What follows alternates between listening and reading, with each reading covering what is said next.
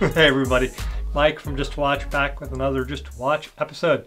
Thank you for spending a few minutes of your time with us today. If you are a first-time visitor, if you like the content, please hit the subscription button below. If you are a returning visitor, thanks so much for stopping by, checking out our content again. Today we are going to talk about this Squale 1545 ceramic maxi dial. This is a follow-up on the unboxing and quick review I did a couple of episodes back.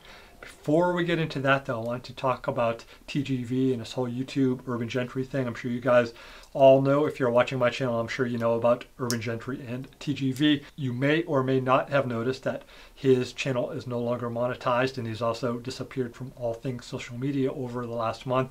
I think it's kind of interesting that his disappearance coincides with his channel becoming demonetized.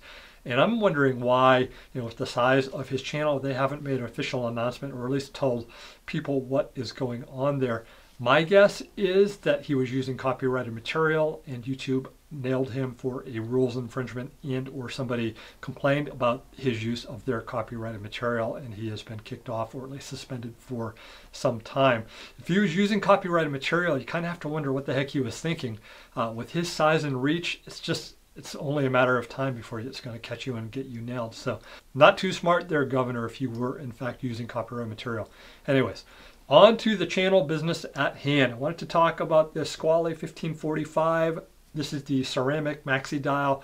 I bought this one on Nauman Watches. Really good company to deal with. I paid full price. There's no benefit to me from my mentioning that. Just mentioning it out of the just to give you guys info as far as good places to shop online.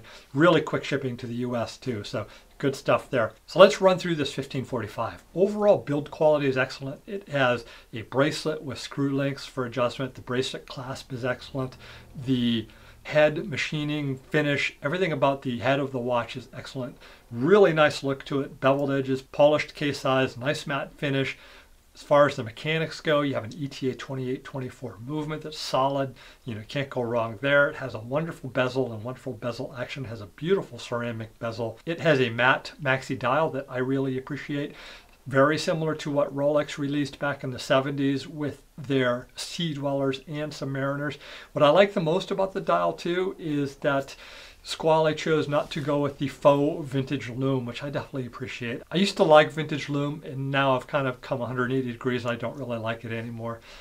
I really liked that they gave us just a nice clean white lume on this kind of matte finish dial, especially combined with the ceramic bezel, the way the ceramic bezel plays with the light and changes colors as you're looking at it, just like a Rolex Submariner does. So good stuff there. Wearing the watch over the last 2 weeks, I actually wore it on a NATO. If you guys probably saw, I mentioned it in the last episode. Really enjoyed wearing it on the NATO. It wears extremely well, very light and comfortable, just a perfect size, 40 millimeters, of course, on my 170 millimeter wrist. Also, keeping time to within 3 seconds per day. It's actually fast, which is great because we can slow it down or stop it every couple of days, let it catch back up, start it again, and we're on our way. So good stuff there all around. I really strongly recommend one of these. Really good bezel action, as I said. One of my favorite bezels on any $500 watch anywhere. Alignment's perfect. Nothing but good stuff there. A couple of minor things though that I did want to go over. First are the solid end links on that bracelet. You can see how the end links force the bracelet into this down position like this.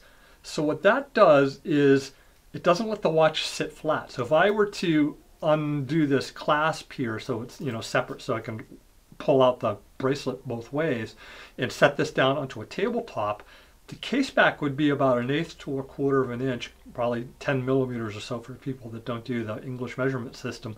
It'd probably sit 5 to 10 millimeters off the top of that flat surface.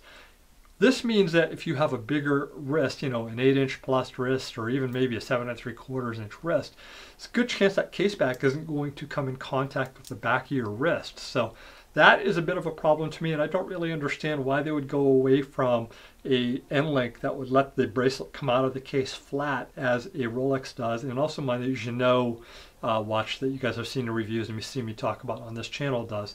That to me is the tried and true method, and I'm not really sure why they would do that unless you're trying to make the watch wear better for people with smaller wrists. Now, I have a 170 millimeter wrist, so it's not a problem for me. It actually hugs nice and tight. But if my wrists are any bigger than that, I think 175 millimeters and up, I think it's going to be a problem. So just do take note of that. Still not a huge deal breaker. You can always wear the watch on a strap, a NATO strap, a vintage leather strap, or a dive strap, or rubber strap, or even probably source some different solid end links for it somewhere. You know, maybe strap coat or something like that does something for it. The second thing I wanted to point out about the watch is the depth of the crown. You can see how that crown sticks out beyond the case just a little bit further than what you see on other, you know, like a Rolex Submariner or Sea Dweller, other homages. I measured it out, it's about 1 millimeter or 1.5 millimeters deeper than what you see on those watches. So it changes the aesthetic, the overall look of the watch just a little bit. Me having kind of my OCD about design and style, it really kind of jumps out at me. Might not bother you at all. The other thing I wanted to point out about that too, though, is if you are a person who wears your watch in between your wrist bones and the hand, and you know that type of movement bothers you, where the crown digs into the back of your hand, just take note of that, as it does stick out a little bit further than what you see on other Submariner homages. And I think that is true throughout the Squale 1545 line with the depth of that crown.